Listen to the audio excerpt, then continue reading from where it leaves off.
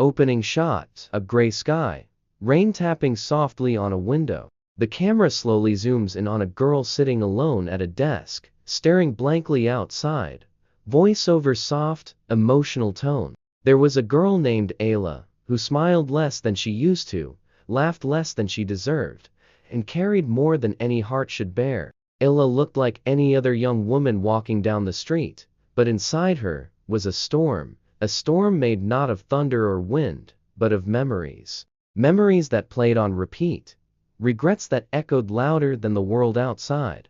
Flashback begins. Ayla, at 10 years old, watching her parents argue in the kitchen.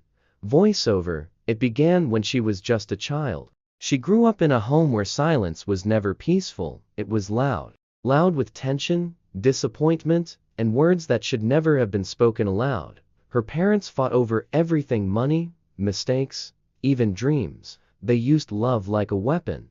And she was the quiet bystander, holding her breath in the corner, learning to make herself small so the world wouldn't notice her pain. Scene: teenage Ayla looking through a cracked door as her father walks out with the suitcase, slamming the door behind him.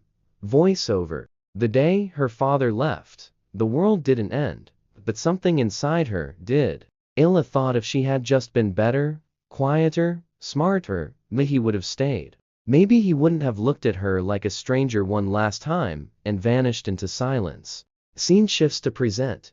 Ayla, now in her early 20s, riding the bus with earbuds in, eyes glazed over.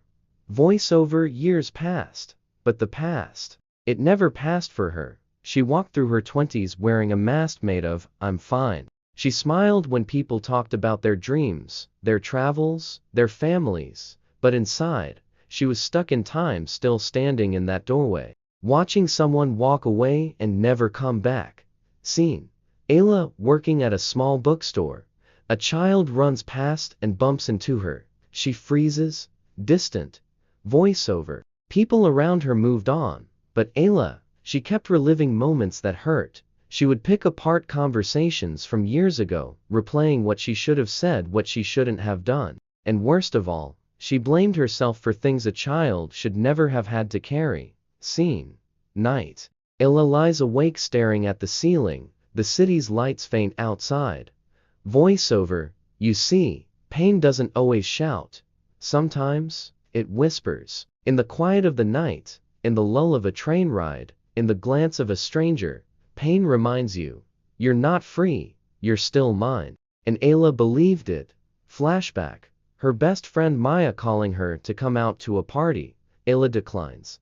Voiceover. She missed birthdays, canceled plans, shut herself away. She told herself it was just easier this way.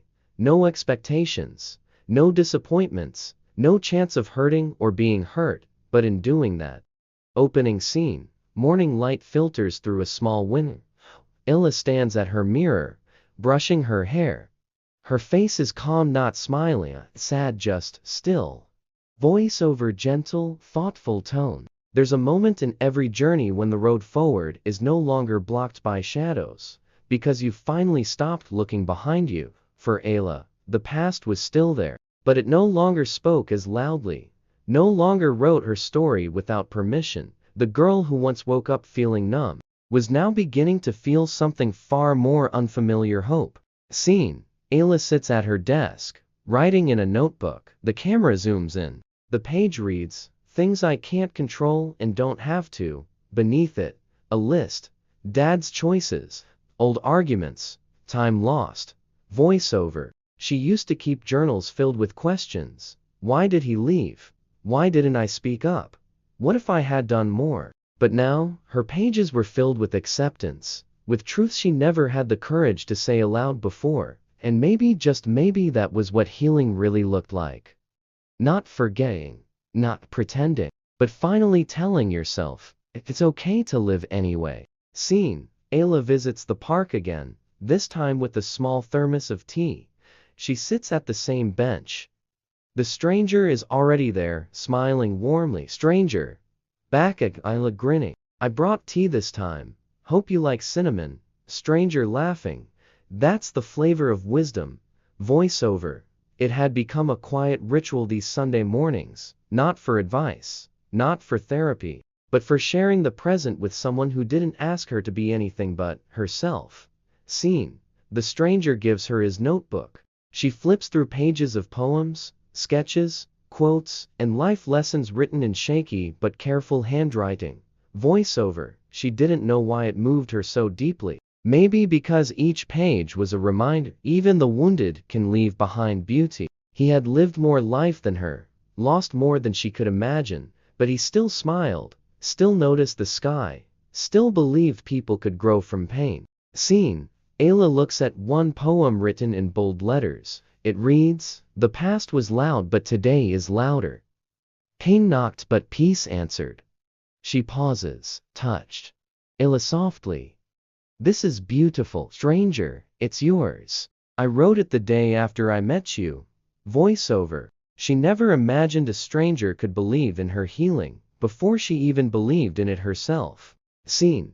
Flashback montage of young Ayla, moments of her childhood, sitting alone at lunch, crying in her room, walking through rain, shutting her mother out. Voiceover. She had spent years being at war with her younger self, blaming her for what she didn't understand, for the pain she didn't cause, for the mistakes she was too young to prevent. But now she began to hold that version of herself differently. Opening shot. A cool Sunday morning. Trees swaying, children laughing in the distance. Ayla sits alone on a park bench, clutching a book, but not reading it. Voiceover. Gentle, introspective tone.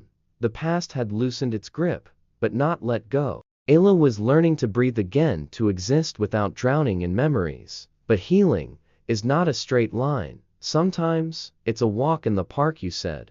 Scene 2. The stranger in the park. 3000 plus words. Emotional voiceover style. Chatgap said, "Absolutely." Here's the full scene 2. The stranger in the park, in deep emotional voiceover style. Approx.